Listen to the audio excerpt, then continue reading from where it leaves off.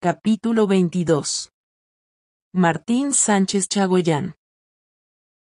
Ahora bien, ¿quién era el hombre temerario que se había atrevido a colgar a 20 plateados en los lugares mismos de su dominio, y que así había causado aquel movimiento en el cuartel general de los bandidos?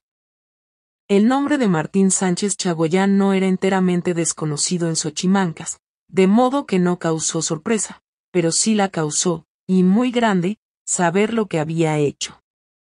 Colgar a 20 plateados en los Catzahuates de Tetelcingo, es decir, en el corazón mismo de aquella satrapía en que no dominaban más que el crimen y el terror.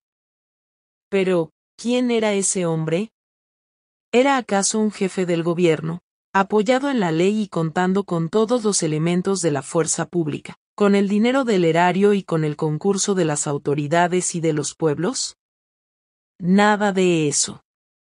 Martín Sánchez Chagoyán, personaje rigurosamente histórico, lo mismo que Salomé Plasencia, que el Zarco y que los bandidos a quienes hemos presentado en esta narración, era un particular, un campesino, sin antecedentes militares de ninguna especie. Lejos de eso, había sido un hombre absolutamente pacífico que había rehusado siempre mezclarse en las contiendas civiles que agitaban al país hacía muchos años, y así, retraído, casi tímido, vivía entregado exclusivamente a los trabajos rurales en un pequeño rancho que tenía a poca distancia de Ayacapistla, cerca de Cuautla de Morelos.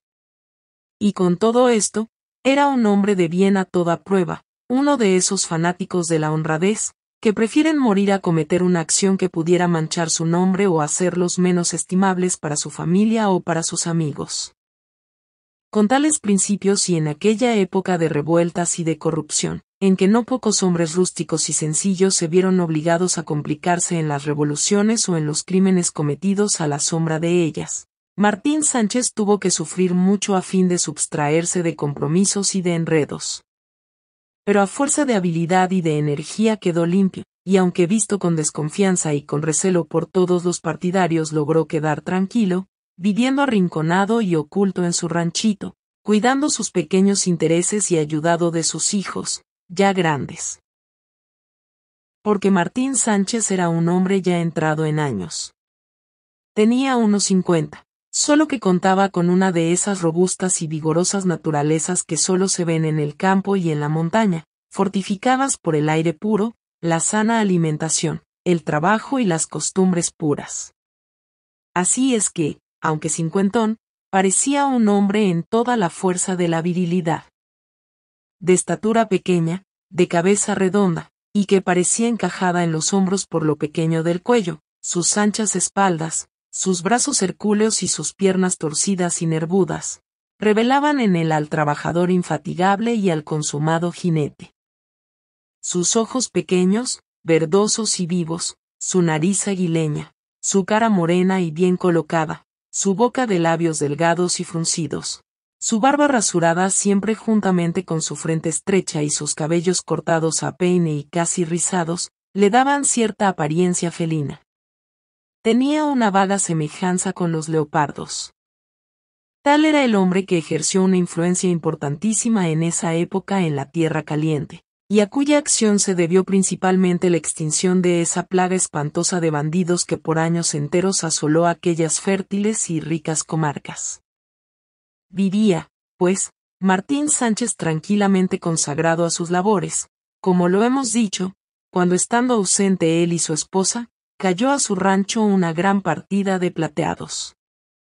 El anciano padre de Martín y sus hijos se defendieron cruelmente, pero fueron dominados por el número, asesinado el anciano, así como uno de los hijos, saqueada la casa e incendiada después, y destruido todo lo que constituía el patrimonio del honrado labrador. Cuando Martín Sánchez regresó de México, a donde había ido, no encontró en su casa más que cenizas, y entre ellas los cadáveres de su padre y de su hijo, que no habían sido sepultados aún porque los otros hijos, heridos y ocultos en el monte, no habían podido venir al rancho.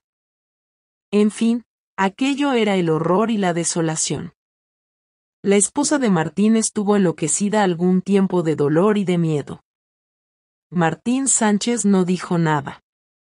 fue a buscar a sus hijos al monte. Con ellos dio sepultura a los cadáveres de su padre y de su hijo, y despidiéndose de su pobre rancho, convertido en escombros, y de sus campos incendiados, se llevó a su mujer y a su familia al pueblo de Ayacapistla, donde esperaba tener mayor seguridad.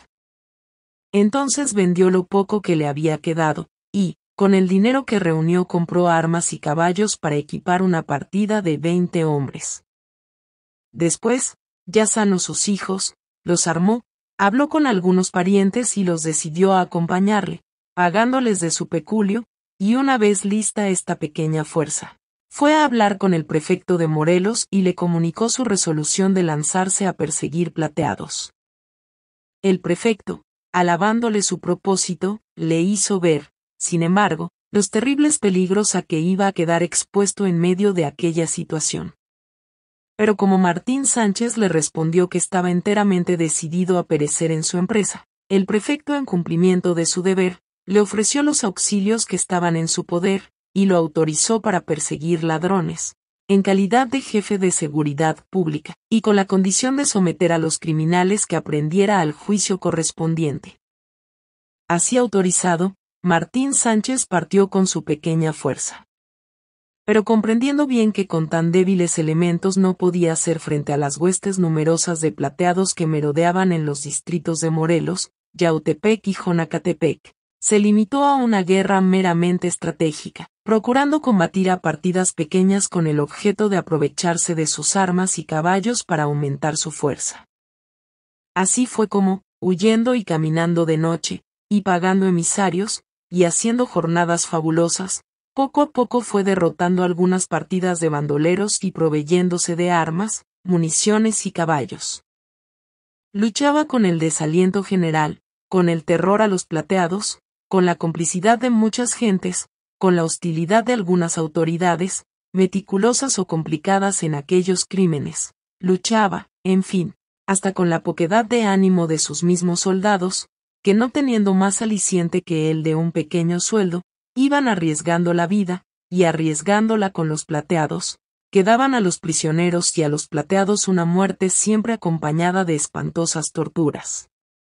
Así es que Martín Sánchez tenía que vencer día a día tremendas dificultades, pero su sed de venganza le dio fuerzas superiores. Esa sed fue su resorte.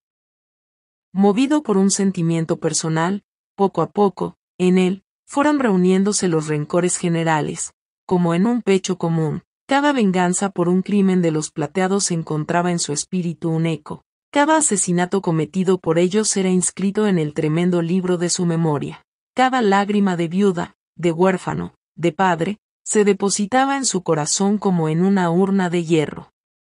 De vengador de su familia se había convertido en vengador social. Era el representante del pueblo honrado y desamparado, una especie de juez Lynch, rústico y feroz también, e implacable. Había suprimido en su alma el miedo, había abrazado con fe su causa, esperando que en ella dejaría la vida, y estaba resuelto. Pero también había suprimido entre sus sentimientos, el de la piedad para los bandidos. Ojo por ojo y diente por diente. Tal era su ley penal. ¿Los Plateados eran crueles? Él se proponía serlo también. ¿Los Plateados causaban horror? Él se había propuesto causar horror. La lucha iba a ser espantosa, sin tregua, sin compasión. ¿Quién ganaría? ¿Quién sabe? Pero Martín Sánchez se lanzaba a ella con los ojos cerrados y con la espada desnuda y con el pecho acorazado por su sed de venganza y de justicia. Los bandidos debían temblar. Había aparecido por fin el ángel exterminador. Para aquellas inmundas aves de rapiña no había más que el águila de la montaña, de pico y de garras de acero.